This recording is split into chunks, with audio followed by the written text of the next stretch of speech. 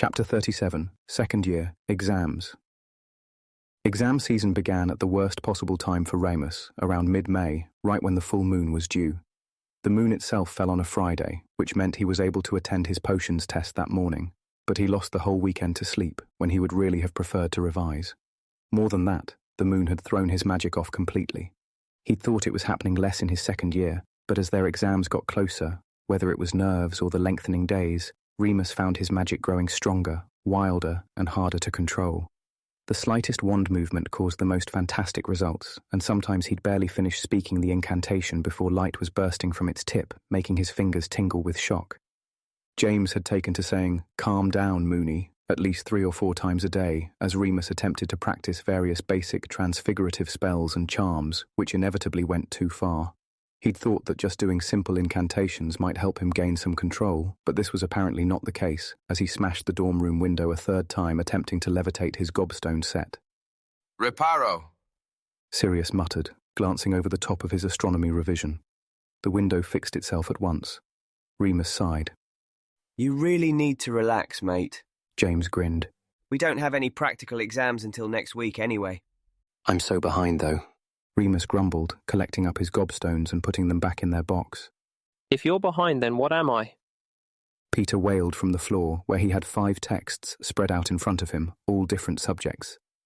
"I know I'm going to fail Transfiguration.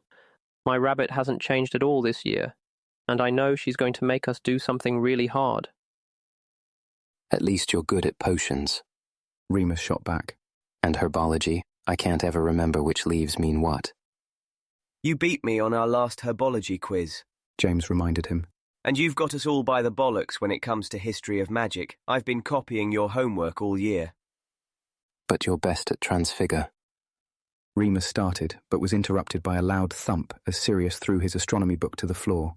"Will you all shut up? I'm trying to revise." He yelled, standing up. "Like a bunch of old women nattering. I'm going to the library." He pulled his satchel over his shoulder and stormed out of the room. They sat in silence for a little while. Peter, gnawing his lip, looked on the verge of tears. James sighed. "Ignore him. He's just in a mood because he has to go home soon. Not that I blame him." He added quickly. "Parents like that and all." "Suppose." Remus shrugged, though he didn't think it was a good enough excuse, really. It wasn't as if he, Remus, was much looking forward to the summer holidays either. All right, fine. He didn't have to marry his cousin or attend weird, stuffy banquets, but nor did Sirius have to be locked up in a cell once a month or hide from much older, rougher boys whose greatest delight was shoving your head in the bogs. "He's not staying with you again then, James?"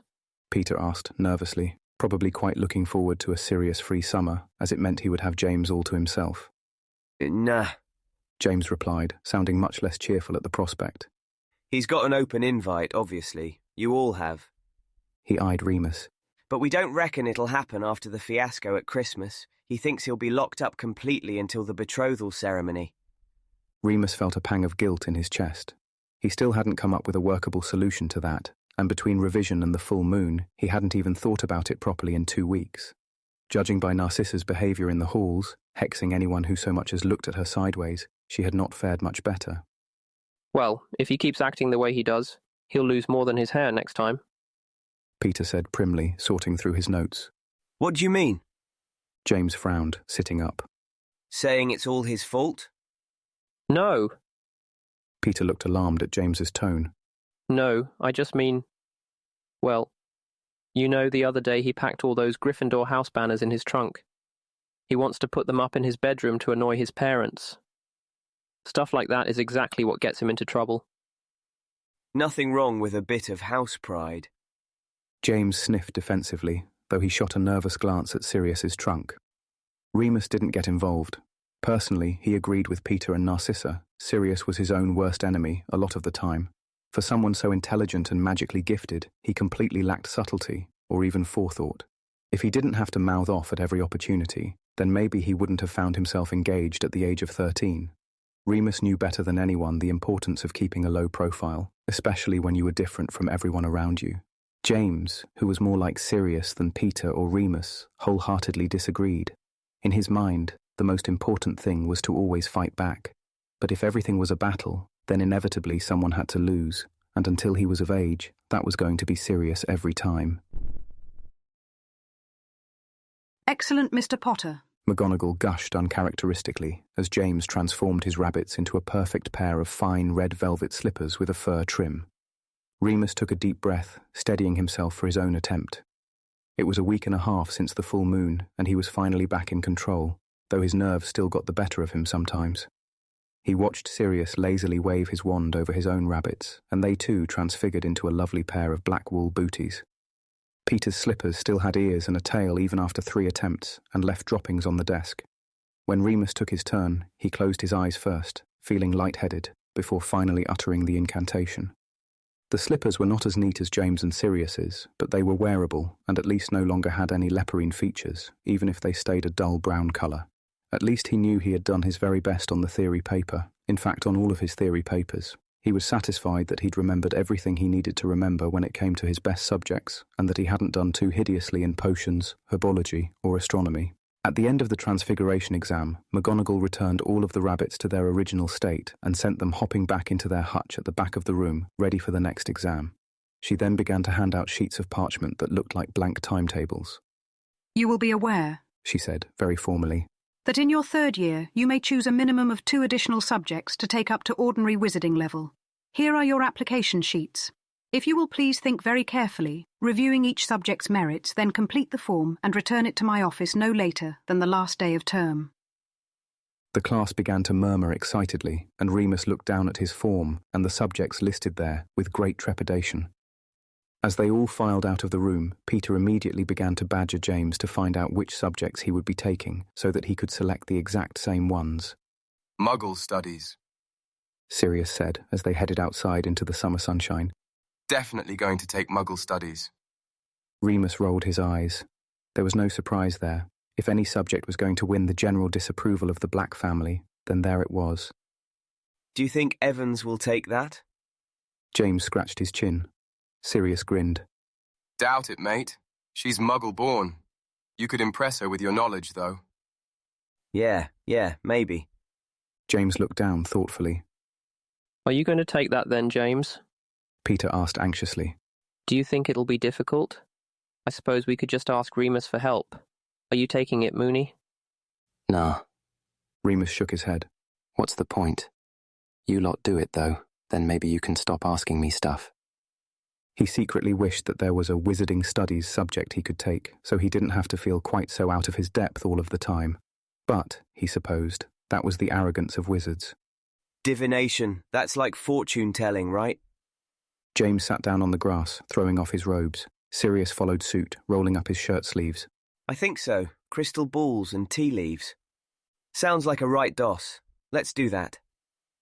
All 3 of them scribbled onto their papers. Remus did not. He didn't like the idea of knowing the future. Whatever he had coming to him, he was sure it couldn't be good. He tapped his temple with his wand quickly and whispered, Lectiuncula magna. Beginning to read through his options. Arithmancy. He murmured. Is that like arithmetic? Numbers, anyway. Sirius replied. It's supposed to be really difficult. Care of magical creatures. Dunno about that. James snorted. Have you seen the teacher? He's got more scars than Moony. Oi. Remus kicked his ankle. Care of magical creatures had actually sounded quite interesting to him. After all, he sort of was a magical creature himself. I think I'll do arithmancy, if you are. Sirius said, still reading his paper. Will it really be difficult? Peter worried. We'll help you, Pete, don't worry. James soothed. Anyway, there are better things about 3rd year than extra homework. Hogsmeade. You go to Honeydukes 3 times a week. Remus replied, mulling over the possibility of ancient runes. Yeah, but Zonkos. Remus grinned at him. He was actually pretty excited about the Hogsmeade trips. He'd never been to any of the protected wizarding areas other than Hogwarts, and he was sick of hearing about how great Diagon Alley was. He sighed and lay back, looking up at the clouds. He would think about his 3rd year subjects later. There was no hurry. For now, he wanted to enjoy the end of exams and revel in the thought that they still had almost a full month before school ended. Oi, oi, Evans! James sat up suddenly. Remus sighed, inwardly.